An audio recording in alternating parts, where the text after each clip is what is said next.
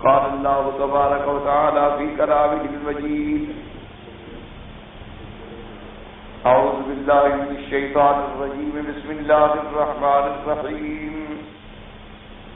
إذا جاء نصر الله والفتح ورأيت الناس يدخلون في دين الله أفواجا فسبح بحمد ربك واستغفره إنه كان توابا.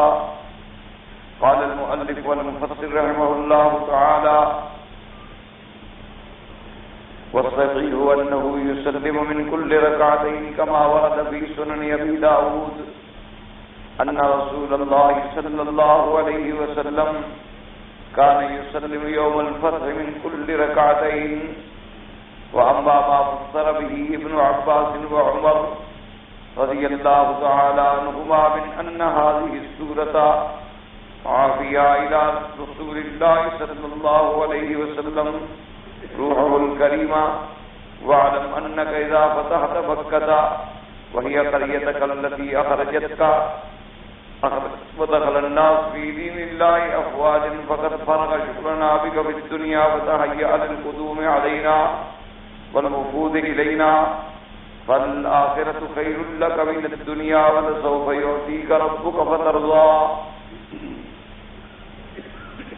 اب مفسر رحمۃ اللہ علیہ سورۃ النصر کی اس آیت مبارک پر کہ اللہ نے حکم فرمایا فسبح بحمد ربک واستغفرہ انہ کان توابا. تسبیح کا لفظ جو ہے، تسبیح کے لفظ میں معنی صلاۃ کا بھی موجود ہے، یعنی فسبح کا معنی یہ بھی ہے کہ آپ اللہ کی نماز ادا کریں، کیونکہ جیسے آپ سبحان اللہ حین تمسون وحین تصبحون، تو وہاں بھی مراد جو ہے نماز ہے، حالانکہ لفظ ہے سبحانہ کا تسبیح کا. اور پھر نماز چونکہ ایک ایسی افضل اور جامع عبادت ہے کہ جو تسبیح پر بھی مشتمل ہے، تحمید پر بھی مشتمل ہے، اللہ کے ذکر پر بھی مشتمل ہے، جو رکوع و سجود پر بھی مشتمل ہے، جو خشوع و خضوع پر بھی مشتمل ہے، جو انسان کی ظاہری اور باطنی ترقیوں کا بھی سبب ہے. تو اس لیے بعض علماء نے فرمایا کہ جب اللہ کی مدد آئے اور اللہ آپ کو فتح نصیب فرمائیں اور دین اسلام میں لوگ فوجوں کی فوجیں بن کے داخل ہوں، تو آپ اللہ کے لیے نماز ادا کریں. اسی طرح سے نماز جو ہے یہ سب سے بڑا اہم اول عبادت ہے جس کے بارے میں قیامت میں سوال ہو. تو اسی سے استدلال کیا مفسر رحمۃ اللہ علیہ نے جو آپ نے پڑھا ہے کل کہ حضرت عمر بن الخطاب رضی اللہ تعالی عنہ نے اپنے امراء کو یہ حکم لکھا تھا کہ جب اللہ تمہارے مدد فرمائے اور کوئی شہر فتح ہو جائے یا قلعہ فتح ہو جائے تو نماز پڑھ کے شکر ادا کیا تھا. اور حضرت امیر المومنین عمر بن الخطاب رضی اللہ تعالی عنہ نے استدلال کیا تھا اس بات سے کہ جب آقا انعامدار خاتم الانبیاء رحمت للعالمین صلی اللہ علیہ وسلم کو فتح مکہ نصیب ہوئی تو آپ نے 8 رکعتیں نماز پڑھی. تو آپ نے یعنی فتح مکہ میں اللہ کے شکر کے طور پر نماز ادا کی. تو اسی سے حضرت عمر رضی اللہ تعالیٰ عنہ نے استدلال کیا کہ بھئی جب کوئی ملک فتح ہو، جب اللہ پاک اسلام کو غلبہ دے، اسلام کو طاقت دے، اسلام کی نصرت ہو، تو شکر کیا ہے کہ اللہ کی نماز ادا ہے. اب مسئلہ یہ پیدا ہو گیا تھا کہ ایک روایت میں یوں آ گیا کہ حضور صلی اللہ علیہ وسلم نے جو 8 رکعتیں ادا فرمائی ہیں تو بعض صحابہ نے فرمایا کہ یہ ضحیٰ کی نماز تھی. جیسے میں نے عرض کیا تھا نا کہ ایک نماز ہے اشراق کی، صلاۃ الاشراق. صلاۃ الاشراق تو یہ ہے کہ آدمی جب فجر کی نماز پڑھ لے تو وہیں بیٹھ جائے اور کوئی دنیا کی بات نہ کرے، کوئی دنیاوی معاملے میں نہ الجھے، بلکہ قرآن شریف پڑھتا رہے، اللہ کا ذکر کرتا رہے، تلاوت کرتا رہے، یا اگر کچھ بھی چپ کر کے بیٹھا رہے. چپ کر کے بیٹھنا جو ہے یہ بہت بڑی نعمت. قوت کے ساتھ بیٹھنا جو ہے یہ بہت بڑی نعمت. بیٹھا رہے اور جب سورج ایک نیزے کے برابر یعنی تھوڑا سا اوپر چڑھ جائے، جیسے آج کل یوں سمجھیں کہ صبح کو 6 بج کر تقریباً 11 یا 12 منٹ پر انہوں نے اپنے ڈائریوں میں اشراق کا وقت دیا ہے، لیکن احتیاط اسی میں ہے کہ آپ اس کے بھی 15-20 منٹ کے بعد نماز پڑھیں، کیونکہ وہ تو ایک باقاعدہ ایک عدد ہوتا ہے، ایک حساب ہوتا ہے، اس میں غلطی بھی ہو سکتی ہے، کمی بیشی بھی ہو سکتی ہے. اور ہم چونکہ مکہ مکرمہ ایک ایسی وادی میں ہیں جو بالکل سب سے نیچی جگہ ہے مکہ مکرمہ، خاص طور پہ جہاں اللہ کا کعبہ ہے، یہ بالکل ایسی ہے جیسے ایک پیالہ ہو. باقی چہار طرف اس کی زمین جو ہے وہ اس سے اونچی ہے، اور اس کے بعد جو ہے اس کے پہاڑ ہیں. تو اس وجہ سے ہمیں حرم میں بیٹھے ہوئے صحیح فیصلہ کرنا بڑا مشکل ہو جائے گا. تو علماء نے یہی لکھا ہے کہ اگر وہ ٹائم دیں مثلا 6:11 کا، تو آپ کم از کم 6:20 پہ پڑھیں، 10-12 منٹ کا آپ خود بھی اضافہ کریں، تاکہ اطمینان کامل ہو جائے کہ بھئی اب صحیح وقت ہو گیا اشراق. جب اشراق کا وقت ہو جائے تو اس کے بعد آپ کھڑے ہو کے 2 رکعت نماز پڑھیں، کیونکہ دن کے اندر جتنے نوافل ہیں صلاۃ النہار مثلا حدیث مبارک میں آتا ہے کہ دن میں اگر نماز ادا کرو تو 2 رکعت ادا کرو، اور اگر رات میں نماز ادا کرو تو پھر 4 رکعت ادا کرو، کیونکہ حضور صلی اللہ علیہ وسلم جب صلاۃ التہجد ادا فرماتے تھے کان یصلی 4 آپ 4 رکعت پڑھتے تھے. فلا تسأل عن طولهن وحسنهن او كما قالت عائشہ رضی اللہ تعالی عنہا، جیسے کہ سیدہ عائشہ صدیقہ نے جب ان سے پوچھا گیا کہ حضور صلی اللہ علیہ وسلم کتنی رات کو نماز پڑھتے ہیں، تو انہوں نے فرمایا کہ حضور پاک نے کبھی بھی 8 رکعتیں نہیں چھوڑی، ہمیشہ آپ 8 رکعت نماز پڑھتے ہیں. لیکن آپ نے فرمایا کہ بیٹے 8 رکعتیں جو حضور پڑھتے ہیں ان کے پھر پڑھنے کا طول اور نماز کی ادائیگی اور نماز کا حسن اور آپ کی نماز کے اندر خشوع اور خضوع کیا پوچھتے ہو تم، اس کا تو تم اندازہ ہی نہیں کر سکتے کہ کیسی عجیب نماز پڑھتے تھے حضور صلی اللہ علیہ وسلم. حتیٰ کے بعد روایات مبارک میں یہ بھی آیا ہے کہ حضور صلی اللہ علیہ وسلم نے سورۃ البقرہ، سورۃ آل عمران، سورۃ النساء اور اسی طرح سورۃ مائدہ یعنی تقریباً 7 پارے جو ہیں حضور پاک نے تہجد کی نماز میں پڑھے، اور بعض اوقات آپ نے ایک رکعت میں بھی اتنی نماز پڑھی، اتنی تلاوت فرمائی. تو اس لیے بہرحال اللہ جتنا آپ کو توفیق عطا فرمائے، نہ پڑھنے سے تو 2 رکعت بھی پڑھ لیا کریں تو بہت بڑی بات ہے. یعنی یہ نہیں ہے کہ انسان اگر 8 رکعتیں نہیں پڑھ سکا، 4 کا موقع مل گیا، اللہ کا شکر ادا کرو. اگر 4 بھی نہیں پڑھ سکے تو 2 رکعت ہی پڑھ لو، الحمدللہ ثم الحمدللہ. اور اگر آپ کو آخر رات میں اپنے جاگنے کا یقین نہ ہو تو سونے سے پہلے وضو کر کے آپ پڑھ لیں، وہ بھی تہجد ہے. یعنی اس کے اندر بھی وہی حکم ہے جو صلاۃ تہجد کا حکم ہے. بلکہ عشاء کی نماز کے بعد جب آپ سنتیں پڑھ لیتے ہیں، فارغ ہو جاتے ہیں، اس کے بعد آپ جتنی نماز پڑھیں گے وہ تہجد میں شمار ہوگی. اس لیے اگر آخری رات میں کسی کو اٹھنے کا یقین نہ ہو یا عجزی ہے، مجبوری ہے کہ اگر میں اٹھوں گا تو پھر میں نماز پڑھ کے مشکل ہو جائے گی، تو آپ سونے سے پہلے وضو کر کے پڑھ لیں. اس کے 2 فائدے ہو جائیں گے، ایک تو آپ کی تہجد ادا ہو جائے گی اور دوسرا آپ باوضو سوئیں گے اور اللہ کا ذکر کر کے سوئیں گے کہ اگر موت بھی آ گئی تو الحمدللہ ثم الحمدللہ آدمی پاک صاف وضو کر کے سویا ہے اور اللہ کا ذکر کر کے نماز پڑھ کے دعا مانگ کے اللہ تبارک و تعالیٰ کی تسبیح ادا کر کے سویا ہے، تو اس میں آپ کو 2 فائدے حاصل ہو جائیں. بہرحال اگر دن میں آپ نماز پڑھیں تو اس کا 2 رکعت پڑھنا افضل ہے. اسی بھی یہ بات علماء فرماتے ہیں کہ ظہر کی نماز سے پہلے جو 4 سنتیں امام ابو حنیفہ رحمۃ اللہ علیہ کے نزدیک سنن مؤکدہ میں سے ہیں، اس کے بارے میں بھی یہی قول راجی ہے کہ وہ بھی 2 رکعت کر کے پڑھی جائے تو زیادہ ثواب ہے، یعنی پڑھے تو 4 لیکن پڑھے 2 رکعت کر کے تو زیادہ ثواب حاصل ہوگا کہ اس کو 2 حدیثوں پہ عمل ہو جائے گا۔ ایک تو ظہر سے پہلے 4 رکعت پڑھنے والی حدیث پہ عمل ہو جائے گا جو بی بی حفصہ رضی اللہ تعالی عنہا نے روایت کی، اور دوسرا اس حدیث مبارک پہ عمل ہو جائے گا کہ صلاۃ النہار مثنی مثنی، کہ دن کو نماز جب پڑھی جائے تو 2 رکعتیں پڑھی جائیں، تو یعنی 2 حدیثوں پہ عمل ہو گیا تو ثواب مبارک جو ہے وہ بڑھ جائے۔ تو اس لیے بہرحال یہ تو تھی اشراق کی نماز۔ اشراق کی نماز کا بھی اتنا بڑا ثواب ہے کہ حضور صلی اللہ علیہ وسلم نے فرمایا کہ جس شخص نے نماز پڑھنے کے بعد اپنے مصلی پہ بیٹھ کے انتظار کیا، سورج جب اونچا ہو گیا تو 4 رکعت نماز ادا کی، اللہ تبارک و تعالیٰ اس کو عمرہ مقبولہ کا ثواب عطا فرما دے، یعنی ایک ایسا عمرہ جو اللہ کے ہاں مقبول ہو چکا ہو، اس کا جتنا بڑا ثواب ہے اتنی ثواب اللہ پاک عطا فرما دے۔ لیکن یہ شرط ہے کہ دنیا کی باتیں نہ کریں۔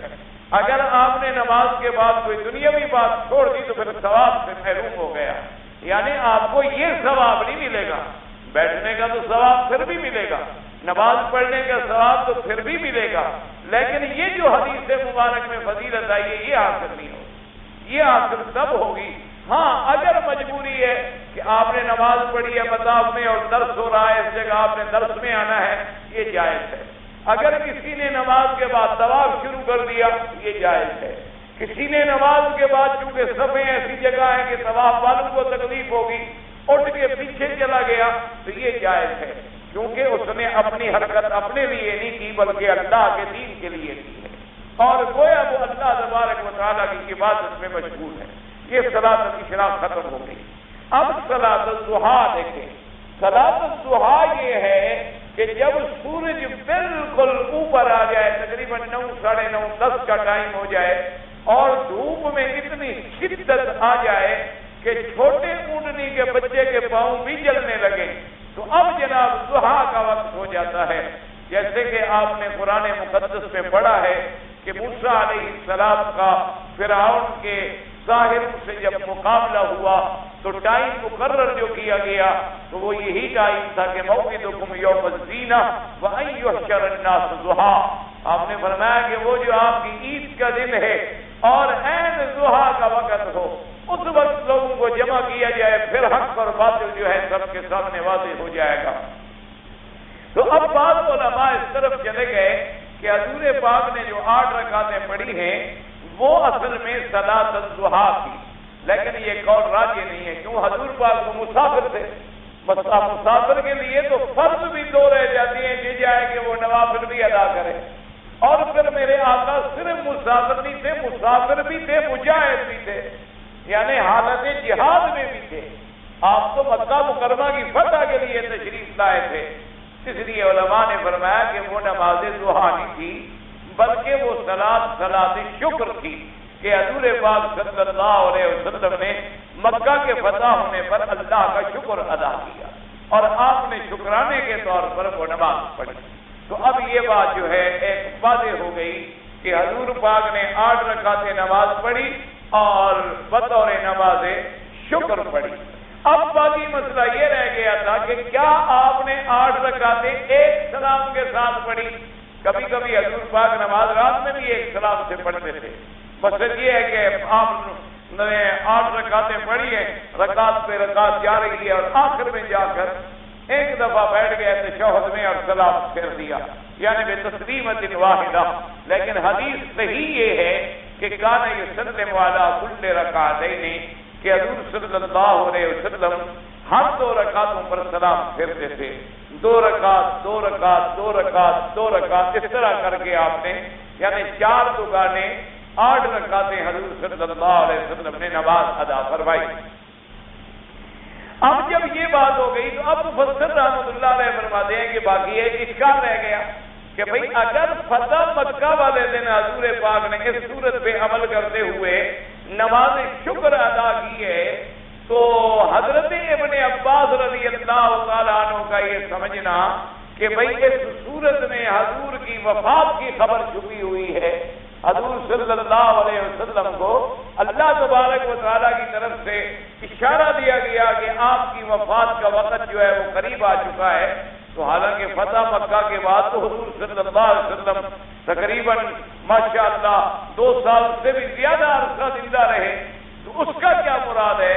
اس کا بھی مفسر نے جواب دیا کہ مراد یہ ہے کہ اسی صورت میں یہ اشارہ تھا کہ میرے مدنی محمد مصطفیٰ صلی اللہ علیہ وسلم جب اللہ کی مدد آ جائے اور جب مکہ فتح ہو جائے، وہ مکہ جو تیرا گھر ہے، جو تیرا مولد ہے، جو تیرا شہر ہے، جس میں آپ کی ولادت ہوئی ہے اور جس سے آپ کو نکالا گیا ہے، جب مکہ فتح ہو جائے اور لوگ دین میں دڑا دڑ فوجوں کی فوجیں داخل ہونی شروع ہو جائیں، تو پھر آپ ہماری طرف آنے کی تیاری شروع کر دیں، کیونکہ جس مقصد کے لیے ہم نے آپ کو بھیجا تھا وہ مقصد جو ہے مکمل ہو گیا، وہ کام جو ہے پورا ہو گیا، دین کا غلبہ ہو گیا، دین کا ظہور ہو گیا، اسلام چھا گیا اور مرکز ہدایت میں اسلام کا پرچم لہرا گیا۔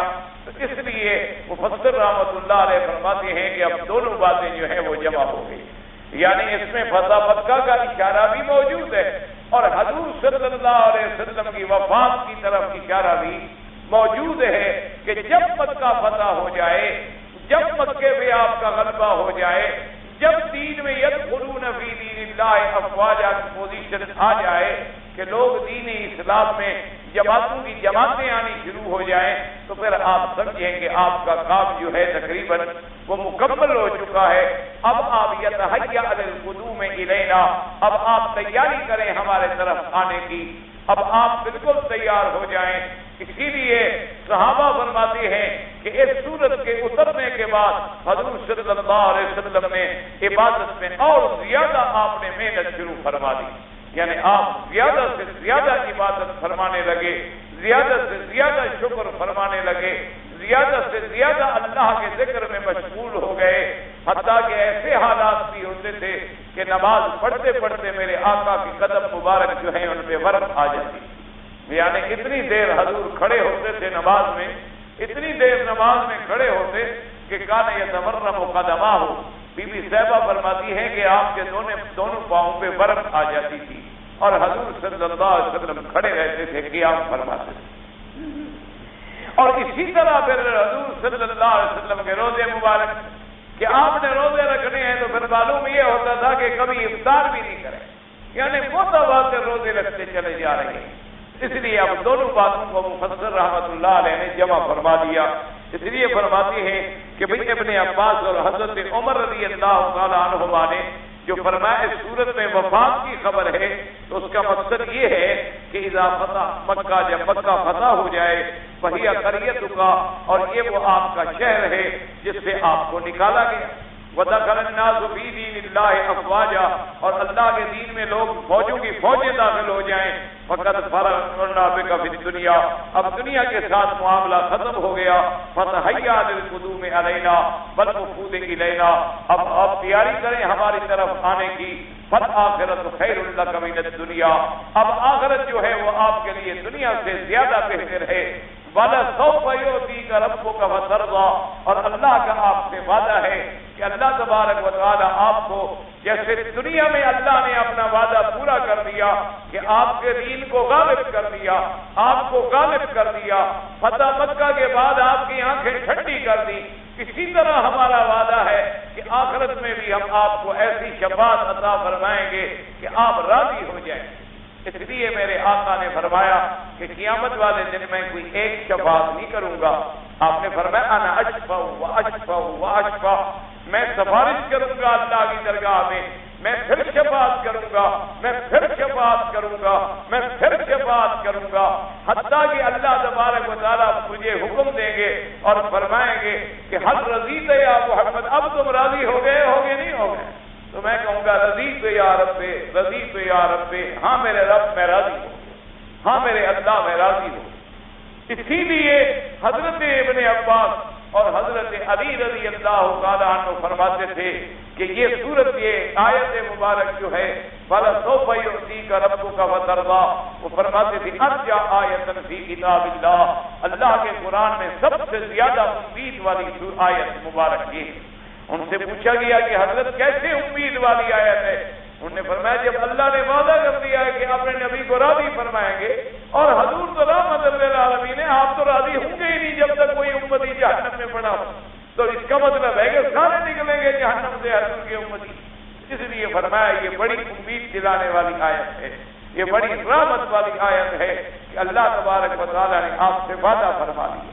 اسی طرح ایک حدیث مبارک میں آتا ہے، حضور فرماتے ہیں کہ اللہ میری شفاعت منظور فرمائیں گے، میں پھر شفاعت کروں گا منظور فرمائیں گے، میں پھر شفاعت کروں گا منظور فرمائیں گے۔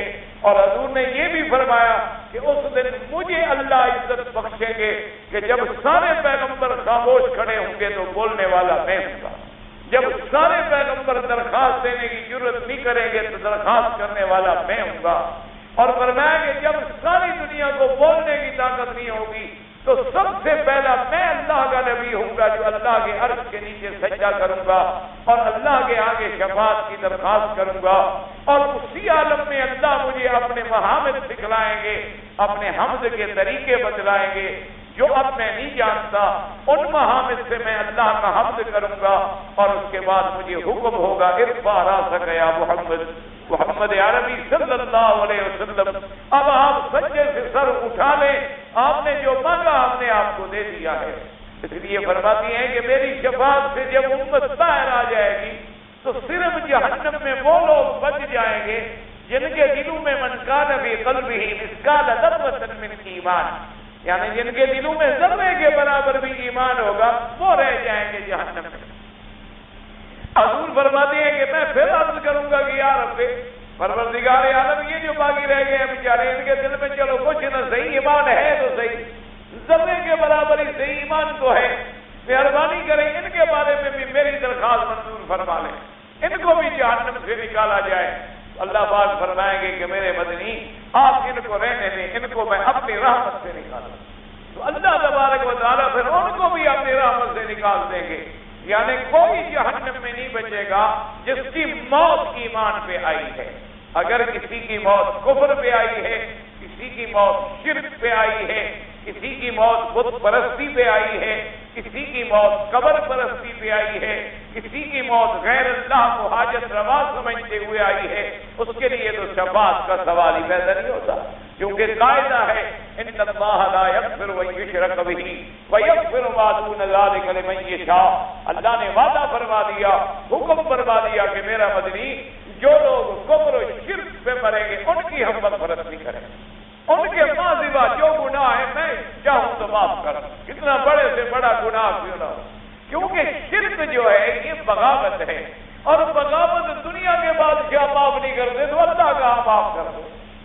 لیکن جی آپ دنیا میں بڑے سے بڑا جرم ہو جاتا ہے، کوئی سزا ہو گئی، کوئی چھوٹ گیا، کوئی بچ گیا، کوئی معافی مل گئی، کوئی سفارش ہو گئی، لیکن جو باغی ہو اس کے بارے میں پہلے تو کوئی سفارش کی ضرورت ہی نہیں کر سکتا، کیوں اگر وہ کہے گا جی بات یہ ہمارا باغی ہے تم اس کے سفارش، اس کا مطلب ہے تم بھی باغی، اس لیے کوئی سفارش کی ضرورت بھی نہیں کرتا، اور اگر کوئی سفارش کرے تو سفارش قبول نہیں ہوتی، اور پھر باغی کی تو سزا موت ہی ہے، ہلاکت ہی ہے۔ تو جب دنیا کا یہ عالم ہے تو جو اللہ کا باغی بن جائے، اللہ تبارک و تعالیٰ کی عبادت کو غیروں کی عبادت میں شامل کر دے، اللہ تبارک و تعالیٰ کے لیے جو چیزیں جیسے دعا ہے، استغاثہ ہے، نظر ہے، نیاز ہے، سورنا ہے، پکارنا ہے، یہ صرف اللہ کے لیے، اگر اس میں کسی کو آپ شامل کریں گے تو پھر شرک آ جائے۔ ایک بات ہمیشہ یاد رکھیں، جب بھی آپ ندا کریں گے تو یا اللہ، یا رحمان، یا رحیم، یا حی، یا قیوم، یا ذی الجلال والاکرام، یا رب البیت العتیق عاتق رقابنا، اللہم ربنا، ندا صرف اللہ سے۔ اسی طرح اپنی حاجت اور استغاثہ پیش کرنا کہ میں تکلیف میں ہوں، میں دکھ میں ہوں، بیماری میں ہوں، پریشانی میں ہوں، یہ صرف اللہ کا حق ہے اور کسی بندے کے آگے نہیں پیش کر سکتا۔ اسی طریقے سے نظر ہے یا نیاز ہے، یعنی آدمی کہتا ہے جی میں نے اگر میرا یہ کام ہو گیا تو میری منت ہے کہ میں 100 ریال خیرات کروں گا، تو یہ نظر بھی صرف اللہ کے لیے۔ اسی طرح وہ کہتا ہے کہ جی یہ میں خیرات کرتا ہوں اور نیاز دے رہا ہوں، یہ بھی صرف اللہ کے لیے ہے۔ اس میں اگر کسی غیر کو آپ کہیں گے، جیسے آج کل ہمارے ہاں رواج ہو گئے ہیں، اللہ معاف کرے، نیاز حسین اور نیاز فلاح اور نیاز پنجتن، نیاز پیر اور نیاز، اور پھر کہتے ہیں جی ہمارا مقصد تو ثواب دینا ہے۔ جب ثواب دینا ہے تو آپ اللہ کے لیے نیت کریں اور دعا کریں کہ اللہ اس کو ثواب عطا فرمائے، لیکن یہ تو نہیں کہ اس کی نسبت بھی آپ اسی کی طرف کر دیں۔ آپ مثلا جیسے اب کعبۃ اللہ ہے، کعبۃ اللہ کس گھر کا نام ہے؟ اگر آپ اپنی مسجد کا نام کعبۃ اللہ رکھ لیں تو ٹھیک ہے، کیوں؟ وہاں بھی تو اللہ کی عبادت کرتے ہیں۔ جس جو آپ کے ملک میں ہے اس میں آپ نماز پڑھتے ہیں، کس کی نماز پڑھتے ہیں؟ اور اس سے رخ کس طرف کرتے ہیں؟ کعبے کی طرف کرتے ہیں۔ اگر آپ اس پر لکھ دیں کعبۃ اللہ تو ٹھیک ہے، کیوں ٹھیک نہیں؟ ابھی نماز خدا کی پڑھ رہے ہو، اس لیے کہ جب کعبۃ اللہ اس گھر کی نسبت ہے تو کسی دوسرے گھر کی طرف نہیں ہو سکتی۔ تو جب نظر نیاز کی نسبت کس طرف ہوگی؟ اللہ کی طرف ہوگی، کسی غیر کی طرف وہ بھی نہیں ہو سکتی۔ ان صلاتی و نسکی و محیای و مماتی للہ رب العالمین لا شریک لہ وبذالک امرت، کہ میری نماز، جب آپ نے نماز کہا تو رکوع، سجدہ، عبادت، خشوع، خضوع سب اسی میں آ گیا۔ یہ سب کس کے لیے؟ نسک کی قربانی۔ اب جب آپ نے قربانی کہی تو قربانی بھی آ گئی، صدقہ بھی آ گیا، اٹے گھٹے بھی آ گئے، یہ جو چڑھاوے چڑھاتے ہیں سب آ گئے۔ محیایا جب کہا تو میری زندگی کے تمام معاملات آ گئے۔ ومماتی جب موت کہا تو میری موت کے تمام معاملات آ گئے۔ کس کے لیے ہیں؟ للہ رب العالمین، صرف اللہ کے لیے ہے جو رب ہے دونوں جہاں کا، اور لا شریک لہ وبذالک امرت، اور رب بھی ایسا جس کا کوئی شریک نہیں، اور فرمایا اسی کا میں بھی حکم دیا گیا ہوں، یعنی حضور صلی اللہ علیہ وسلم فرمایا اللہ نے مجھے اسی کا حکم دیا ہے۔ اس لیے ہمیشہ یاد رکھا کرو، یہ ہمارے یہاں بڑے عجیب عجیب غلط بدعات، اور پہلے تو بدعت ہوتی ہے نا جی، پھر بدعت سے ترقی کرتے کرتے کرتے کرتے آدمی شرک پہ جاتا ہے۔ پہلے تو محبت ہوتی ہے نا حضرت علی کی، محبت ہوتی ہے اہل بیت کی، کہ بھئی ہم اہل بیت کے غلام ہیں، ہم حضرت علی کے غلام ہیں، ہم اولاد نبی پاک کے غلام ہیں، ہم بی بی فاطمہ کے غلام ہیں، حضرت حسن حسین کے غلام ہیں، یہ اہل بیت رسول ہیں، ہماری آنکھوں کا تارا ہے۔ یہاں تک تو بات گوارا تھی نا، یہاں تک تو بات ٹھیک تھی۔ اب اس محبت میں جب پڑھیں گے تو پھر ساتھ ساتھ ملائیں گے کہ جی آپ، ہم تو اہل بیت کے حضرت علی کے غلام ہیں، لیکن ان لوگوں نے بڑا ظلم کیا جنہوں نے حضرت علی کو خلافت میں نہیں آنے دیا، خلافت چھین لی۔ اب بات کہاں جا پہنچی کہ حضرت ابی بکر اور حضرت عمر اور حضرت عثمان رضی اللہ تعالیٰ عنہما پر حملہ ہو گیا۔ انہوں نے کہا جی ہم بھی فاطمہ الزہرا کے غلام ہیں، سیدہ رضی اللہ تعالیٰ عنہ، لیکن لوگ بڑے عجیب ہیں کہ حضور کی 4 بیٹیاں بنا دی، حالانکہ حضور کی تو 1 بیٹی، تو محبت میں ایسے بڑے کہ 3 بیٹیوں کا انکار کر دیا، 1 بیٹی کا اقرار کر دیا۔ اسی طرح بزرگوں سے محبت بالکل ہونی چاہیے، اللہ والوں سے محبت نہ ہو تو کس سے محبت ہو؟ یعنی اگر مسلمان اللہ والے سے محبت نہ کرے نعوذ باللہ تو کس سے محبت کرے گا؟ شیطان والوں سے محبت کرے گا۔ یہی تو ہمیں حکم ہے کہ اللہ والوں سے محبت کرو، سچے لوگوں سے محبت کرو، صالحین سے محبت کرو، لیکن محبت میں پھر بڑھتے بڑھتے پھر اس بات پہ آ جاتا ہے کہ جی ہمارے بزرگ ماشاءاللہ اللہ نے حضرت آپ کو بڑی عبادت کی توفیق دی ہے، اور ماشاءاللہ بڑا عقل حلال ہے، آپ کا صدق کے مقال ہے، اور آپ کی دعا تو ایسے ماشاءاللہ فوراً منظور ہوتی ہے۔ ٹھیک بات ہے، جائز بات ہے، یہاں تک تو بات ٹھیک تھی۔ اب جناب اور محبت میں بڑھے، انہوں نے کہا جی ہمارے حضرت جب چاہیں جو چاہیں وہ جی سب کو چن کے ہاتھ میں ہے حضرت، وہ تو سب کو چن کے ہاتھ میں حضرت، آپ کو سب کن فیکون کے اختیار جو ہے غوث اعظم آپ کو مل گئے۔ یعنی اب کن فیکون کا ہمارے مالک کون تھا؟ تو اب جناب یہ محبت بڑھتے بڑھتے کہاں لے ڈوبی کہ ہم شرک کی حد تک چلے۔ ہمیں حکم تھا کہ ہم قبروں کے لیے زیارت کریں، تاکہ ہم قبروں سے نصیحت پکڑیں، ہم عبرت پکڑیں کہ ہم نے مرنا ہے اور ہم نے بھی اسی مقام پہ آنا ہے۔ اب یہ تو شریعت کا حکم تھا کہ جب جائیں تو کہیں السلام علیکم یا دار قوم المؤمنین انا انشاءاللہ بکم لاحقون انتم السابقون ونحن الاثر، اور ان کے لیے دعا فرمائیں۔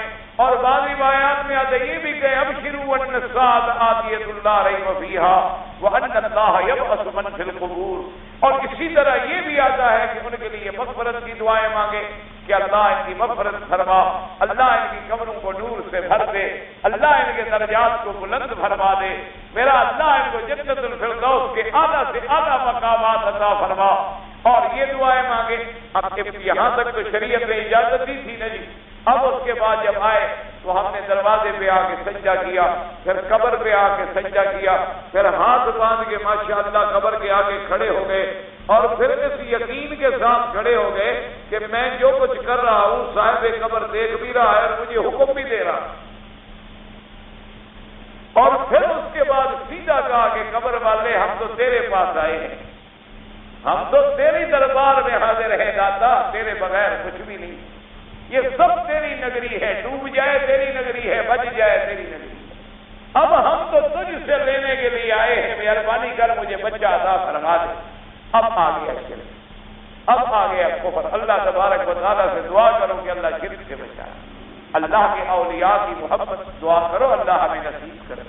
جن کے دلوں میں اولیاء کی محبت نہیں وہ تو مسلمان نہیں، جن کے دلوں کے اندر اولیاء کی عقیدت نہیں ہے، محبت نہیں ہے، ان کے بارے میں عظمت نہیں ہے، وہ تو اللہ کے قرآن کے مخالف ہے، کیونکہ اللہ نے قرآن میں فرما دیا کہ جب کرنے والے میں چاہتا ہوں تو کبھی وہ ہاتھ اٹھاتے ہیں اور منظور کر لیتا ہوں، اور میں نہیں چاہتا 80 سال میرے نبی بیماری میں بیٹھے رہتے ہیں، میں شفا نہیں دیتا، میری مرضی ہے۔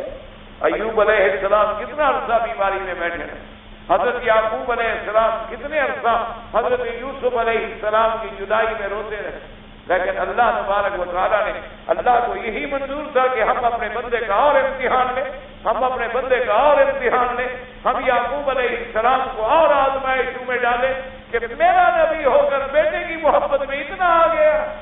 اللہ تبارک و تعالیٰ نے حضرت ابراہیم الخلیل نے چند لمحوں کے لیے اللہ کے ذکر سے غفلت کی، اللہ نے حکم فرمایا کہ اپنے بیٹے کو جا کے وہاں رکھ، کہ خلیل میرے بنتے ہو اور محبت اولاد سے بھی کرتے ہو، حالانکہ اولاد کی محبت کو منع ہے، اولاد کی محبت شرعاً حکم ہے کہ اپنی اولاد سے آدمی محبت کرے، اپنی اولاد سے رحم کرے، اپنی اولاد کو غنی چھوڑے، اپنی اولاد کے لیے جائیداد چھوڑے تاکہ بعد میں وہ محتاج نہ رہے کسی کے، اولاد کی تربیت کرے، اولاد کو علم پڑھائے، یہ سارا حکم ہے۔ لیکن مقام چونکہ خلیل کا بلند تھا، اللہ کے جلال میں آیا، اچھا پھر جدا بھی کرا دیا، اور جدائی کا صلہ بھی ایسا دیا کہ اس جگہ کو قیامت تک کے لیے مرکز ہدایت کرا، کہ ہم نے اپنے پیغمبر کو آزما بھی لیا کہ بیٹا جدا کر دیا اسماعیل، لیکن جدا کر کے ہم نے جہاں بٹھایا پھر اسی جگہ کو ایسی عزت بخش دی کہ قیامت تک دنیا آئے گی اور دیکھے گی کعبہ تو ابراہیم یاد آئیں گے، اسماعیل یاد آئیں گے، مقام ابراہیم پہ نماز پڑھیں گے تو ابراہیم یاد آئیں گے، صفا مروہ دوڑیں گے تو اسماعیل یاد آئیں گے، زمزم پیئیں گے تو اسماعیل یاد آئیں گے، مینا میں جانور ذبح کریں گے تو ابراہیم و اسماعیل یاد آئیں گے۔ پھر اللہ نے ان کے ذکر کو قیامت تک کے لیے بلند فرما دیا۔ تو یہ اللہ پاک سے دعا کریں اللہ ہمیں کفر اور شرک سے بچائے۔ اور لوگوں کو پھر غلط فہمی ہو جاتی ہے، لوگ سمجھتے ہیں کہ یہ لوگ اولیاء کے منکر ہیں، یہ اللہ والوں کے منکر ہیں، یہ بزرگ، لا حول ولا قوت الا باللہ العلی العظیم۔ اللہ باپ فرمائے الا ان اولیاء اللہ لا خوف علیہم ولا هم يحزنون۔ انبیاء کے بعد جو درجات ہیں سب سے بڑے ولی کون ہیں؟ صحابہ ہیں رضوان اللہ علیہم اجمعین۔ سب سے بڑی ولایت کے چشمے جو ہیں وہ اصحاب رسول اللہ ہیں۔ صحابہ کے بعد پھر تابعین آئے، تبع تابعین آئے، محدثین آئے، اور یاد رکھیں یعنی جو ایک محدث اور عالم کا مرتبہ ہوتا ہے وہاں ہزاروں ولی بھی نہیں پہنچ سکتے، وہ اتنا بڑا ولی ہوگا۔ اس لیے روایت میں آتا ہے کہ ایک عالم جو ہے 1000 اللہ کے ولی سے زیادہ شیطان پہ بھاری ہوگا۔ 1000 ولی جو ہے وہ اگر 1000 بندے کی تربیت کرے گا تو سالوں میں کرے گا، اور عالم دین لاکھوں کے مجمع میں ایک مسئلہ بھی سمجھا دے تو شیطان تو برباد ہو گیا۔ اس لیے آتا ہے، اور اسی لیے حکم ہے، میرے پاک نبی نے فرمایا کہ ایک ولی ہے، عابد ہے، اور ایک عالم ہے، فرمایا ان دونوں میں اتنی فرق ہے کہ جیسے ایک صحابی میں اور میرے اندر فرق ہے۔ فرمایا آپ حضور کے درجے کو کوئی پہنچ سکتا ہے؟ اچھا پھر ولی بھی ہو، عابد بھی ہو، اور عالم بھی ہو، سبحان، تو دونوں نعمتیں جمع ہو گئی کہ اس کے اندر اللہ نے علم بھی رکھا ہو اور ولایت بھی آ گئی۔ دونوں مراتب جب جمع ہو جائیں تو پھر سبحان اللہ، سبحان اللہ، اللہ تبارک و تعالیٰ پھر ان کی شان جو ہے بلند و بالا فرما دے۔ لوگوں کی آنکھوں پہ ایسی پٹی بن جاتی ہے، مجھے تو سمجھ نہیں آیا، اللہ معاف کرے۔ میں ایک جگہ گیا، میں نے کہا یہ کون سی جگہ ہے؟ انہوں نے کہا جی کہ یہاں حضرت داتا صاحب جو ہیں 40 سال تک اللہ کی عبادت کرتے رہے۔ ٹھیک بات ہے، حضرت علی حجویری رحمۃ اللہ علیہ بڑے اللہ کے ولی گزرے ہیں، اللہ ان کی قبروں پہ کروڑوں رحمتیں فرمائے، وہ تو بہت بڑے ولی تھے، بہت بڑے بزرگ تھے، ان کی ولایت، ان کے خدمات کو آپ پڑھیں تو حیران ہو جائیں۔ تو میں نے کہا بھی وہ اس جگہ پر کس کی عبادت کرتے رہے؟ کہنے لگے جی اللہ کی عبادت کرتے رہے، یہاں حضرت نے چلا کیا 40 سال اللہ کی عبادت۔ میں نے کہا یہاں یار ایسی بات نہیں ہوگی، حضرت دادا صاحب پیر سے یہاں کوئی کسی بزرگ کی مزار ہوگی؟ کہنے لگا نہیں حضرت یہاں بیٹھ گئی عبادت، تو مزار کہاں تھی؟ حضرت اللہ کی عبادت کرتے۔ میں نے کہا تم پھر کتنے بڑے جاہل ہو گے، تم حضرت کی عبادت کر رہے ہیں؟ حضرت تو 40 سال یہاں بیٹھ کے اللہ کی عبادت کرتے رہے اور کسی مزار پہ سجدہ نہیں کیا، یہاں کوئی مزار نہیں تھا اس وقت، اور تم اللہ کی عبادت چھوڑ کے تازہ مسجد میں جمعہ پڑھ کے ہاتھ باندھے ہوئے آ رہے اور طواف کر رہے ہو قبر کا۔ اس سے بڑا کوئی شرک ہے دنیا کے اندر؟ کہتے نہیں، بہرحال ان لوگوں نے چونکہ اللہ کی عبادت کی تھی تو اس لیے ہم ان کی کر رہے ہیں نا جی۔ میں نے کہا اس کا مطلب تو یہ ہوا پر جو اللہ کی بات، جتنے آدمی جمعہ پڑھ کے آ رہے ہیں، میں نے کہا یہ کیا کر کے آ رہے ہیں؟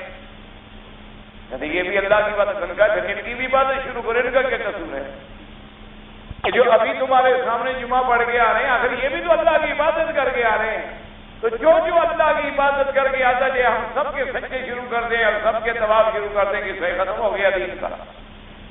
کہتے جی ہاں بات ہی نہیں، شریعت میں تو خیر نہیں ہوتی، لیکن حضرت آخر عقل کا بھی تو تقاضا ہوتا ہے نا کہ جن لوگوں نے اللہ کا نام بلند کیا، اللہ کی خدمت کی، آخر کچھ حق ان کا بھی تو ہوتا ہے۔ حضرت آخر اللہ نے ہمیں عقل دی ہے، تو میں نے کہا حضرت آپ عقل کا فیصلہ مانتے ہیں؟ کہتے بالکل جی، عقل آخر خدا کی دی ہوئی نعمت ہے عقل۔ میں نے کہا سب سے بڑا عقل تو ملا تھا کرامتا کو۔ کہتے جی وہ کون ہے؟ میں کہا وہ بھی ایک بڑا بزرگ گزرا ہے، عبداللہ اس کا نام تھا، کرامتا فرقے کا رابر تھا۔ سب سے پہلے اس نے اپنے مریدوں کو لکھا، اس نے کہا کہ بھئی بات یہ ہے کہ آدمی جب گھر میں ایک انسان کی اپنی سگی بہن موجود ہے جو بھائی کو سمجھتی ہے، بھائی اس کو سمجھتا ہے، اور بھائی کے تمام خدمات، کپڑا دھونا، استری کرنا، کھانا پکانا، سارے ضروریات پوری کرتی ہے، تو یہ بات عقل کے خلاف ہے کہ اپنے گھر کی چیز جو ہے لوگوں کو دے دو اور لوگوں کی بیٹیاں لے آؤ، لہذا بہنوں سے شادی کرو، عقل کا تقاضا ہے۔ میں نے کہا عقل کا تقاضا تو پھر یہی ہے نا کہ اپنی چیز سب بغیر کو دے آؤ۔ تم بھی تو ایک عورت لے کر گھر میں آؤ گے نا، تو گھر میں تو عورت موجود ہے، اور پھر جو باہر سے لے آؤ گے اس کی وفا میں بھی شبہ ہے کہ پتہ نہیں وفادار ہو نہ ہو، پتہ نہیں تمہارے ساتھ نبھا کرے نہ کرے، اپنی بہن کی وفا پر بھی شبہ نہیں، اور دیکھی بالی بھی ہے، اور پھر سارے کام تمہارے ویسے کر رہی ہے، تمہارا بستر بھی لگاتی ہے، تمہارا کمرہ بھی سجاتی ہے، تمہارے کپڑے بھی استری کرتی ہے، تمہارا کھانا بھی پکاتی ہے، تو باقی فائدہ کیوں نہ اٹھایا جائے؟ عقل کا تقاضا تو یہ ہے۔ اس نے کہا بھی چونکہ عقل کا یہ فیصلہ ہے، لہٰذا آپ نے مریدوں کو حکم دیا کہ باہر سے لڑکیوں سے شادی نہ کیا کرو، تو بہن سے شادی کیا کرو۔ میں نے کہا حضرت آپ کو یہ عقل کا فیصلہ منظور ہے؟ میں تو بڑا بے دین تھا، بڑا گمراہ تھا۔ میں نے کہا وہ عقل میں چل رہا ہے، تم کہتے گمراہ تھا؟ تم بھی تو عقل میں چل رہے ہو، عقل میں تو وہ چلا ہے۔ اس نے کہا کہ یہ کیا بات ہے کہ بھئی خنزیر حرام ہو جائے، جتنا موٹا ہوتا ہے اتنا تازہ ہوتا ہے، اور بکری حلال ہو جائے، عقل کا تقاضا ہے کہ وہ بھی حلال۔ کیونکہ عقل ہے۔ اس کا عجیب بات ہے کہ ربا سود جو ہے جو ظاہر میں بڑھ جاتا ہے، 1000 دو اور 1200 لو، 200 بڑھ گئے، اور زکات 1000 میں سے کم ہو جاتی ہے۔ میں کہا عجیب بات ہے، عقل کے خلاف ہے، لہٰذا سود حلال، زکات دینا حرام۔ سب سے پہلے عقل کے فیصلے اس نے کیا کرا جی بڑا گمراہ تھا، وہ بے دین تھا۔ میں نے کہا کیوں بے دین تھا؟ آخر کہتا ہے لا حول ولا قوت الا باللہ، قرآن کے خلاف، حدیث کے خلاف۔ قرآن نے کہا سود حرام ہے، قرآن نے کہہ دیا کہ بین حرام ہے، اللہ تبارک و تعالیٰ نے فیصلہ فرما دیا کہ ماں حرام ہے، بین حرام ہے، بیٹی حرام ہے۔ یہ تو کوئی بڑا بدبخت تھا کہ قرآن کا بھی مخالف ہو گئے۔ میں نے کہا اسی قرآن نے تو کہا ہے کہ قبر پہ بھی سجدہ حرام ہے، اسی قرآن پاک نے تو کہا ہے کہ جناب غیر اللہ کی نظر نیاز بھی حرام ہے، اسی قرآن نے تو کہا ہے کہ جو آدمی غیر کے نام پہ ذبح کرے وہ اتنا حرام ہے جیسے خنزیر حرام ہے۔ فرمایا حرم علیکم المیتۃ والدم ولحم الخنزیر وما اہل به لغیر اللہ، اللہ کے سوا جس کو ذبح کیا جائے وہ اتنا حرام ہے جتنی خنزیر حرام ہے۔ تو میں نے کہا یہ تو قرآن کا فیصلہ ہے۔ کہتے جی ہاں بات تو ٹھیک ہے، بہرحال دعا کریں اللہ ہمیں ہدایت دے۔ میں نے کہا دعا بھی تو تب لگے گی جب تم دعا کے لیے آؤ گے نا جی، ایسے دعا کیسے اثر کرے؟ تم گلاس اوندا کر کے رکھ لو، میری دعا سے پانی تو اندر نہیں جاتا۔ ہاں تم گلاس سیدھا رکھو، میں دعا کروں پھر پانی آئے، پھر اللہ کی رحمت سے ہو سکتا ہے کچھ قطرے پڑ جائے۔ اگر گلاس تم اوندا کر دو گا مولوی صاحب دعا کرو، بس دعا کرو، دعا مولوی کی کیا کرے گی؟ پہلے تم اپنے دلوں کے برتن کو ٹھیک کرو، پھر دعا منگواؤ، دعا اثر کرے۔ تم توجہ کرو، تم نیت کرو، تم اپنی اصلاح کا ارادہ کرو، پھر دعا مانگو، پھر دیکھو اللہ کی رحمت آتی ہے کہ نہیں آتی۔ فضائے بدر پیدا کر، پہلے تم بدر کی فضا پیدا کرو، پھر دیکھو فرشتے اترتے ہیں کہ نہیں اترتے۔ سوال تو یہ پیدا ہوتا ہے کہ ہم دعا کے لیے پہلے نیت تو کریں کہ ہم اس قابل بھی ہیں، پھر دیکھیں دعائیں منظور ہوں گی کہ نہیں ہوں گی۔ تو بہرحال میرے کہنے کا مقصد یہ تھا دعا کریں کہ اللہ پاک ہمیں حضور کی اتباع نصیب فرما دے۔ اور فرماتے ہیں ولہذا قال تعالیٰ وسبح بحمد ربک واستغفرہ انہ کان توابا۔ قال النسائی اخبرنا عمرو بن منصور قال حدثنا محمد بن محبوب قال حدثنا ابو عوانہ عن ہلال بن خباب عن عكرمة عن ابن عباس قال لما نزلت اذا جاء نصر الله والفتح الى آخر السورة قال نزل رسول الله نفسه حين انزلت فاخذ في شد ما كان اجتهادا في امر الاخرہ۔ جب یہ سورت نازل ہوئی میرے آقا مدنی پاک نے زیادہ سے زیادہ عبادت شروع فرما دی۔ وقال رسول اللہ صلی اللہ علیہ وسلم بعد ذلك، اور حضور نے فرمایا جاء الفتح وجاء نصر اللہ وجاء اہل الیمن، آپ نے فرمایا کہ اللہ کی مدد آ گئی، مکہ کی فتح آ گئی، اور یمن والے بھی اسلام میں داخل ہو گئے۔ فقال رجل یا رسول اللہ وما اہل الیمن؟ قال قوم رقیقۃ قلوبهم لینۃ قلوبهم من الایمان، الایمان یمان والحکمۃ یمانیہ والفقہ یمانی۔ حضور نے فرمایا کہ وہ ایک ایسی قوم ہے، بعض نے تو کہا یہی یمن ہے، اس کی طرف اشارہ ہے، اور بعض علماء نے فرمایا کہ نہیں اس سے مراد یہ یمن ہوتا تو حضور فرما دیتے کہ اس ملک کے لوگ ہیں، بلکہ آپ نے فرمایا کہ ان کی صفتیں ایسی ہوں گی کہ ان کے دل نرم ہوں گے، ان کی طبیعتوں میں نرمی ہوگی، اور ایمان کو سمجھنے والے ہوں گے، دین کو سمجھنے والے ہوں گے۔ اس لیے علماء نے فرمایا کہ جن جن پر یہ چیزیں ساری ہو جائیں ان سب پر یہ لفظ جو ہے شریک ہو جاتا ہے۔ وقال البخاری حدثنا عثمان بن ابی شیبہ قال حدثنا جریر بن منصور بن الضحاک مسروقا عائشہ عن عائشة الصديقة رضي الله تعالى عنها قالت كان رسول الله صلى الله عليه وسلم يكثر أن يقول في ركوعه وسجوده سبحانك اللهم ربنا وبحمدك اللهم اغفر لي۔ بی بی عائشہ فرماتی ہیں کہ میرے آقا خاتم الانبیاء جب رکوع میں جاتے، نماز پڑھ رہے ہوتے تو آپ زیادہ سے زیادہ یہ کہتے تھے سبحانک اللہم ربنا وبحمدک اللہم اغفر لي۔ یعنی یہ ضروری نہیں کہ مقصد سبحان ربی العظیم وہ بھی کہیں اور یہ بھی کہیں سبحانک اللہم ربنا ولک الحمد اللہم اغفر لي۔ اول القرآن واخذ بقیۃ من الجماع، یعنی اللہ کے قرآن کا یہی حکم ہے وسبح بحمد ربک واستغفرہ انہ کان توابا۔ تو اس جملے میں تینوں چیزیں آ گئی نا، تسبیح بھی آ گئی، تحمید بھی آ گئی، اور استغفار بھی آ گیا۔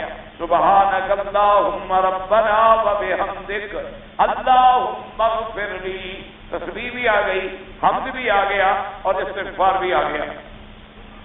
وقال الامام احمد بن محمد بن ابي علي داؤد عن الشعبي المسروق قال قالت عائشة رضي الله تعالى عنها قال رسول الله صلى الله عليه وسلم يكثر في آخر عمره من قول سبحان الله وبحمده استغفر اللہ واتوب الیہ.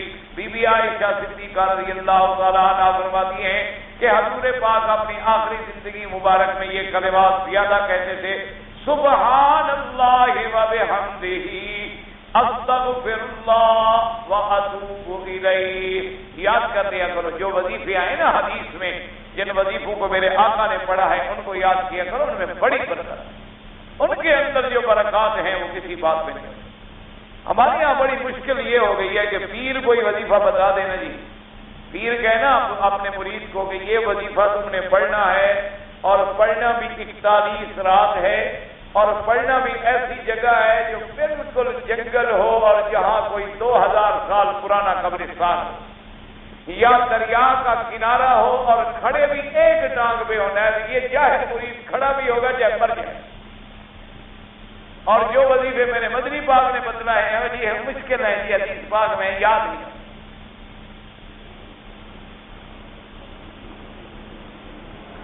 یعنی آپ دیکھیں تجربہ کریں، حضور نے نماز کے بعد مثلا آپ نماز کے بعد کیا پڑھتے تھے؟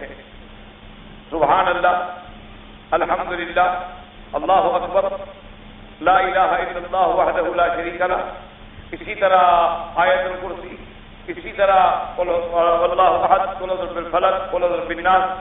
اچھا آپ دیکھیں کسی کو کسی پیر نے وظیفہ بتایا ہو نا کہ نماز کے بعد پڑھنا ہے، پہلے وہ پیر والا پڑھے گا، نبی والا پڑھے گا نہیں، یا بعد میں پڑھے گا؟ شرط لگا.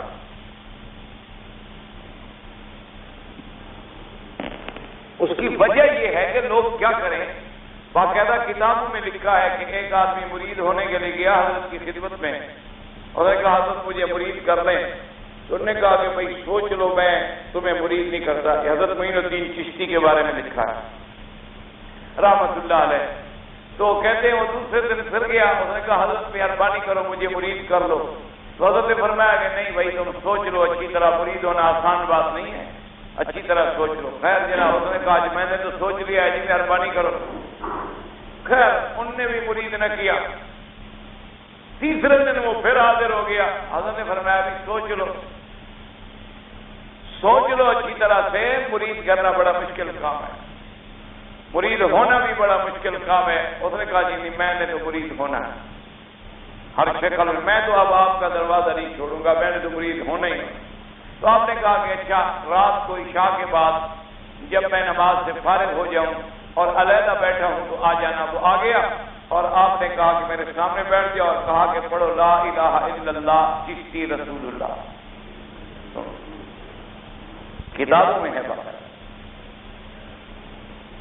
اس نے کہا حضرت یہ کیسے؟ انہوں نے کہا پھر تم یہ کلمہ نہیں پڑھتے تو میرے مرید کیا ہوئے؟ اسی طرح پڑھو گے تو مرید ہو. اب جناب آگے پھر مولوی ہوتے ہیں نا میرے جیسے تنخواہ کار، اللہ ہدایت دے. انہوں نے کہا حضرت اس میں تو راز تھا نا، جیسے الرسول اللہ بھی تو اللہ کے رسول ہیں، یہ بھی تو حضور کے بھیجے ہوئے قاصد تھے، اس لیے تو کلمہ پڑھوا رہے ہیں. اور خدا کے بندے اگر یہ ترجمہ تھا تو کیا حضرت ابو بکر نے بھی کبھی یہ ترجمہ کیا؟ حضرت عمر، عثمان، علی صحابہ اہل بیت نے بھی یہ ترجمہ کیا. کلمہ تو کلمہ ہے، اس کے اندر رد و بدل کا کیا تعلق ہے؟ اب جناب اللہ تبارک و تعالیٰ نے مرید نے کہا کہ حضرت یہ تو شریعت. انہوں نے کہا میں جو تمہیں کہہ رہا ہوں. اس نے پڑھا. تو جب ہم مرید کو اس مقام پر لے آئیں گے تو پھر وہ اللہ سے مانگے گا یا پیر سے مانگے گا؟ اس لیے دعا کریں اللہ ہمیں ہدایت، اللہ تبارک و تعالیٰ ہم پر رحم فرم. اور میرا یقین ہے کہ کبھی معین الدین رحمۃ اللہ علیہ نے یہ بات نہیں کی ہو، یہ کسی بات کے جاہل میں نہیں کہا.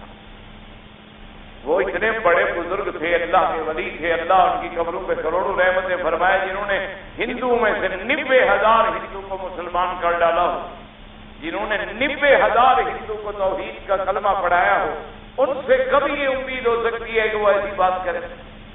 ایک اور بزرگ کے بارے میں لکھا ہو، کہتے ہیں جی وہ آپ بیٹھے تھے، کہتے ہیں استغراق میں آئے تو کہنے لگے کہ میرا ملک جو ہے وہ اللہ کے ملک سے بڑا ہے. کتابوں میں لکھا ہوا ہے. اب جو لوگ بیچارے جاہل یہ پڑھیں گے وہ تو تباہ ہو جائے. اس کے بعد جناب کہتے ہیں حضرت کو ہوش آیا تو مریدوں نے کہا کہ حضرت آج آپ کیا کہہ رہے تھے کہ ملک کی آدم من ملک اللہ، میرا ملک اللہ کے ملک سے بڑا ہے۔ انہوں نے کہا میں تو نہیں کہہ رہا تھا۔ انہوں نے کہا جی ہم نے سنا یہ سارے ہم جھوٹ بول رہے ہیں، اپنے پیر کے خلاف بھی کوئی جھوٹ بول رہے ہیں۔ انہوں نے کہا اچھا اگر پھر میری زبان سے ایسا کلمہ نکلے تو مجھے ڈنڈے مار مار کے سیدھا کر دو۔ چلو بھی شکر ہے پیر کو تو پھر بھی ہوش ہے نا کہ میں نے اگر کلمہ کہا تو غلط ہے، مجھے ڈنڈے لگنے چاہیے۔ کہتے ہیں کہ دوبارہ پھر حضرت نے یہی کلمہ کہا تو مریدوں نے حضرت کے حکم کے مطابق ڈنڈے لے کے حضرت کو مارنا شروع کیا، لیکن جو ڈنڈا حضرت کو مارتے تھے حضرت کو نہیں لگتا تھا، ان کی اپنی پشت پہ لگتا تھا۔ تھوڑی دیر کے بعد وہ خود بے ہوش ہو کے گر گئے، اپنے ڈنڈے جو کھا رہے ہیں۔ اس کے بعد جب ہوش آئی تو حضرت نے دیکھا کہ سارے مرید پڑے ہوئے ٹوٹے پھوٹے جیسے آدر کے بت پڑے ہوئے تھے۔ ابراہیم علیہ السلام نے جب لتاڑا تھا تو وہاں بھی تو یہی اثر ہوا تھا۔ انہوں نے کہا وہ تمہیں کیا ہو گیا؟ انہوں نے کہا جی کیا ہو گیا؟ آج پھر آپ نے وہی کلمہ کہا، آپ کے حکم کے مطابق ہم نے آپ کو ڈنڈے مارے، اچھے ڈنڈے مارے، ہمارا تو ستیہ ناش ہو گیا ہے۔ انہوں نے کہا خدا کے بندے میں نے یہ کلمہ نہیں کہا۔ انہوں نے کہا جی ہم نے سب نے سنا، یہ ہمیں جو چوٹیں لگی یہ بھی نہیں لگی۔ چلو آپ نے تو کلمہ نہیں کہا، یہ ہماری فیس تو دیکھیں۔ تو انہوں نے کہا بھائی میں نے یہ کلمہ نہیں کہا۔ انہوں نے کہا حضرت آپ نے بہرحال یہ کہا ہے۔ انہوں نے کہا اچھا میں پھر کہوں تو مجھے ٹھیک کر دیں۔ انہوں نے کہا جی ہم تو نہیں ٹھیک کریں، آپ جو مرضی آئے کہتے رہیں۔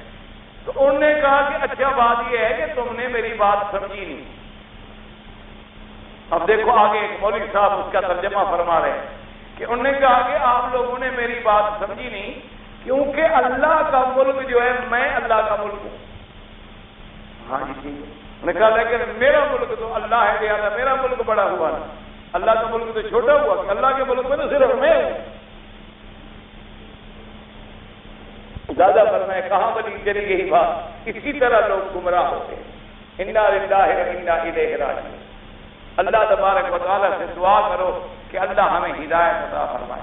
اگر بزرگوں نے کبھی کوئی ایسی بات کی ہے، یعنی انہوں نے کسی خاص کیفیت میں، تو وہ باتیں شریعت میں حجت نہیں ہوتی۔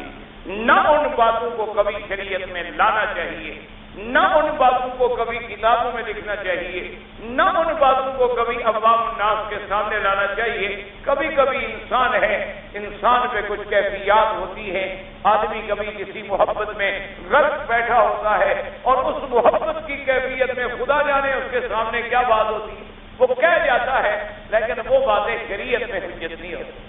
اسی لیے حضرت شاہ ولی اللہ محدث دہلوی، حضرت شاہ نذیر حسین شاہ محدث دہلوی، حضرت شاہ رفیع الدین، حضرت شاہ اسماعیل شہید، اسی طریقے سے اور جتنی اللہ کے اولیاء علماء گزرے ہیں، انہوں نے لکھا کہ کلام صوفیہ در شریعت حجت نیز، کہ صوفی لوگوں کی کلام جو ہے وہ شریعت میں حجت نہیں ہوتی۔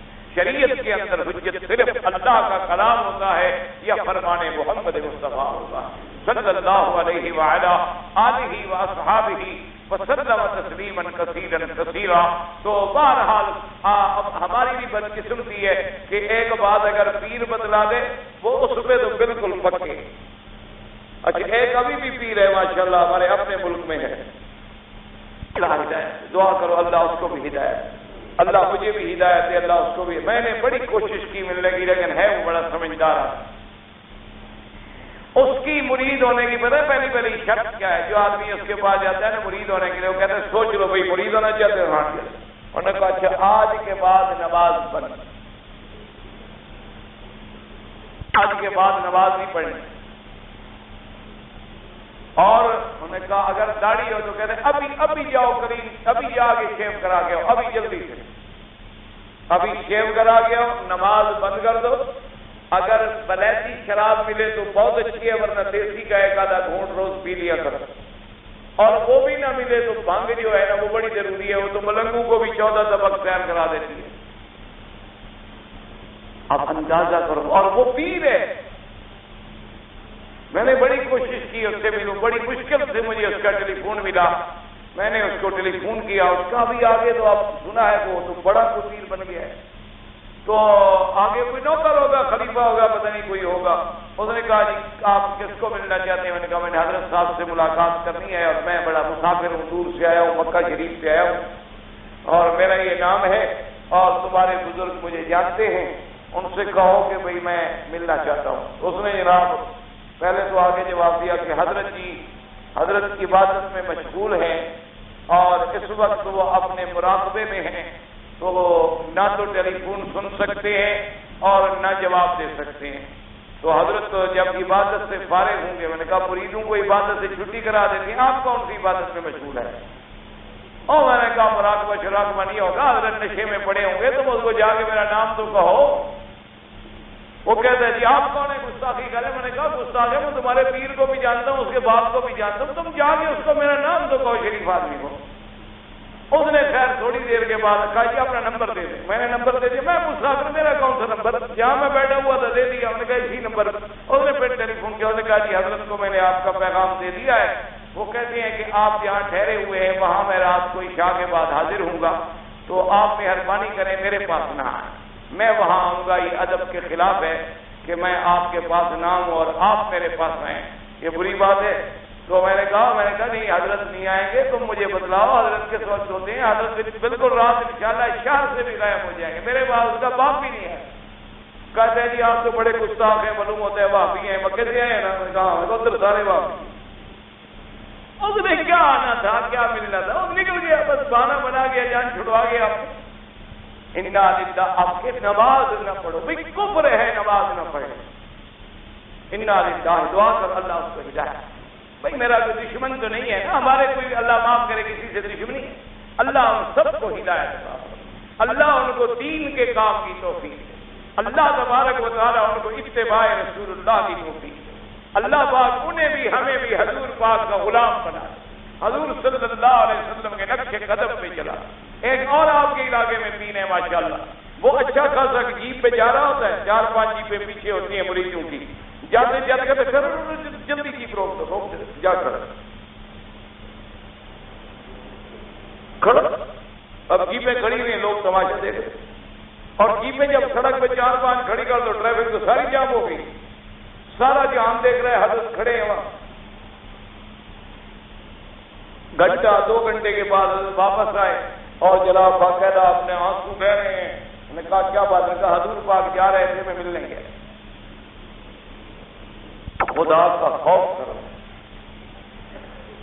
خدا کا خوف کریں، یہ جرت تو حضرت ابو بکر نے بھی نہیں کی، یہ جرت تو حضرت عمر نے بھی نہیں کی، یہ جرت تو حضرت عثمان، حضرت علی، حسن حسین نے بھی نہیں کی، یہ جرت تو بی بی عائشہ صدیقہ نے بھی نہیں کی، بی بی فاطمہ زہرا نے بھی نہیں کی کہ انہوں نے کبھی جرت کی ہوگی ابھی ہم حضور سے مل کے آ رہے ہیں۔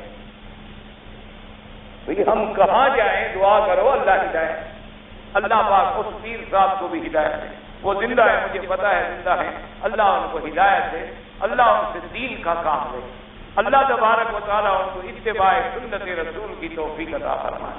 اب تو الحمدللہ بھئی ہم سب کے لیے دعائیں مانگتے ہیں، ان کی مرضی ہے وہ ہمیں دعا کریں بد دعا کریں، جو مرضی آئے کریں۔ اب فرماتے ہیں جی وقال ان ربی کان غنی سوالات بھی امتی و من اذا رایان سب حمدی و صبر انه کان ثوابا۔ حضور نے فرمایا، میرے اللہ پاک نے فرمایا کہ میں آپ کو نشانی بتلاتا ہوں کہ جب مکہ فتح ہو جائے، اللہ کی مدد آ جائے اور دین میں لوگ داخل ہو جائیں تو سمجھیں کہ آپ کا ہماری طرف آنے کا وقت قریب آ گیا۔ فرواه مسلم طريق داود بن هند به وقال من حدثنا الصائب قال حدثنا بن شابين بن سلمى قال كان رسول الله في آخر امره لا يقوم ولا يقعد ولا ينزل ولا يجي الا قال سبحان الله وبحمده۔ بی بی ام سلمہ فرماتی ہیں کہ ہمارے آقا کی جب آخری زندگی مبارک کے دن مبارک تھے، آپ کھڑے ہوتے، بیٹھتے، جاتے، آتے، ہر وقت یہ پڑھتے تھے سبحان اللہ و بحمدہ، سبحان اللہ و بحمدہ، سبحان اللہ و بحمدہ۔ وقل یا رسول اللہ انی رأیت سبحان اللہ و بحمدہ رضا راضی ولا تقول اللہ سبحان اللہ و بحمدہ قال انی امرت بها۔ آپ سے میں نے پوچھا کہ حضور آپ ہر وقت یہ کلمہ کیوں پڑھتی ہیں؟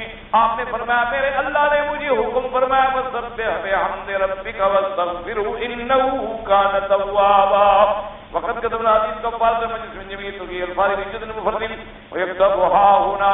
اسی طرح یاد رکھو کہ جب آدمی کسی مجلس میں بیٹھے کہیں مجلس میں بیٹھے جب اٹھنے لگے تو کہ سبحانک اللہم وبحمدک اللہم انی استغفرک واتوب الیک. جب یہ کہہ دے تو مجلس میں جو گناہ ہوتے ہیں اس کا کفارہ ہو جاتا ہے, اللہ معاف فرما دیتی ہے.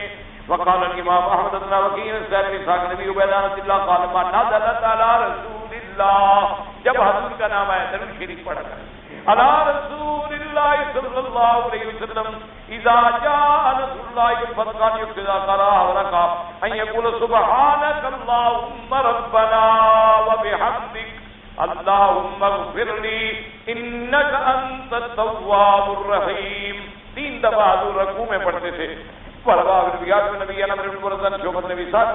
والمراد بالفتح فتح مکہ قولا واحدا فإن أحياء العرب كانت رو اسلام ابو مکہ يقول ذرا قوم نبی باب صلی اللہ علیہ وسلم تنویر اللہ خواجہ. اب مفسر رحمۃ اللہ علیہ فرماتے ہیں کہ فتح سے مراد فتح مکہ ہے, کیونکہ جتنے قبائل کے لوگ تھے وہ اسی انتظار میں بیٹھے تھے کہ اگر میرا نبی محمد عربی سچے نبی ہے تو مکے میں غلبہ ہو جائے گا.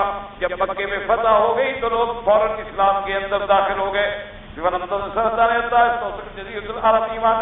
ولم يبق في سائر قبائل العرب الا مظهر للاسلام وللہ الحمد والمنہ. اب مفسر فرماتے ہیں کہ مکہ کی فتح کے بعد 2 سال بھی نہیں گزرے تھے کہ سارے قبائل کے اندر اسلام داخل ہو گیا. وقت البخاری بھی صحیح ہے میں سر قال ما كان فتح بعد كل قوم اسلام لا يسبق وقال حياتهم بالاسلام ابو بکر يقول ندعوه وقوله فان ظهر عليهم فهو نبي الحديث. وقد هرنا غزوة الفتح في كتابنا السيرة فمن أراده فليراجعه هناك وللہ الحمد والمنہ. امام بخاری رحمۃ اللہ علیہ نے لکھا ہے کہ جب فتح مکہ کی ہو گئی تو لوگ دوڑے اسلام کی طرف, کیونکہ لوگ اسی انتظار میں بیٹھے تھے کہ اللہ کے نبی کو اور قریش قوم کو چھوڑ دو. اگر غالب آ گئے حضرت محمد مصطفیٰ تو یہ دلیل ہوگی کہ حضرت سچے اللہ کے نبی ہیں. جب مکہ فتح ہو گیا اللہ نے آپ کو غالب کر دیا تو سارے لوگ اسلام میں داخل ہو گئے. اب مفسر رحمۃ اللہ علیہ فرماتے ہیں کہ اگر آپ نے فتح مکہ کے بارے میں حضور پاک کی سیرت کے بارے میں پڑھنا ہے تو میری کتاب السیرہ پڑھیں, اس کے اندر تفصیل سے میں نے سب کچھ لکھ دیا ہے. وقال الامام احمد حدثنا معاویہ بن عمرو قال الله اسحاق اللوزاعي قال حدثني ابو عمار قال جابر بن الله قال قدمت من سفر فجاءني جابر بن عبد الله فسلم علي جعلت احدث اسراء الناس وما حدث وجاء جابر يبكي ثم قال سمعت رسول الله صلى الله عليه وسلم يقول ان الناس دخلوا في دين الله افواجا وسيخرجون منه افواجا. آخر تفسیر سورۃ النصر الحمد للہ. اب فرماتی ہیں کہ جابر بن عبد اللہ اور میں سفر پہ آ رہے تھے اور ہم آپس میں باتیں کر رہے تھے کہ آج کل دور کتنے فتن کا دور آ گیا ہے, لوگوں میں جھگڑے پیدا ہو گئے, پارٹیاں پیدا ہو گئی, اختلاف پیدا ہو گیا, اختلاف پیدا ہو گئے. تو حضرت جابر رونے لگ گئے. میں نے پوچھا کہ آپ کیوں روتے ہیں؟ انہوں نے کہا میرے پاک نبی